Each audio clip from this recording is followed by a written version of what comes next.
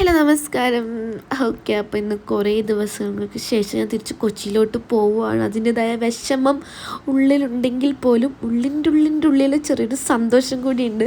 കാരണം എനിക്ക് അവിടെ എൻ്റെ കുറച്ച് നല്ല നല്ല ഫ്രണ്ട്സൊക്കെ ഉള്ളത് കൊണ്ടായിരിക്കും അല്ലേ. Yes, okay. അപ്പം എന്താണ് 8:50ക്കാണ് ട്രെയിൻ. ഡിലേ ആവുമോ എന്നറിയില്ല.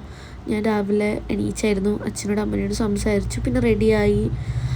ഓക്കെ, പിന്നെ ഇന്നത്തെ വീഡിയോയിൽ എനിക്കൊരു കൺസീലർ കാണിച്ചു തരാണ്ട് കേട്ടോ. നല്ലൊരു അടിപൊളി കൺസീലറാണ് ഇത്. നമ്മുടെ ഡാർക്ക് സർക്കിൾ നല്ലോണം കൺസീൽ ചെയ്യുന്നുണ്ട്.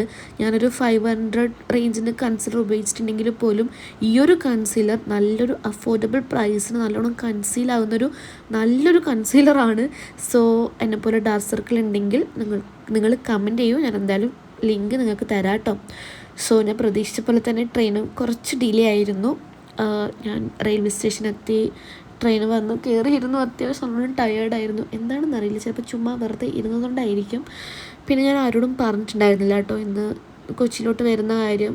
അതുപോലെ തന്നെ വീഡിയോ ഒക്കെ എടുക്കണമെന്ന് വിചാരിച്ചായിരുന്നു, പക്ഷെ അവർ വരുമ്പോൾ ഞാൻ ഉറങ്ങിപ്പോയി. 5 വരുമ്പോൾ മാത്രമേ ഞാൻ ഉണ്ടായിരുന്നുള്ളൂ. അവർക്കാണ് പ്രത്യേകിച്ച് എക്സ്പ്രഷനൊന്നും ഇല്ല ആക്ച്വലി.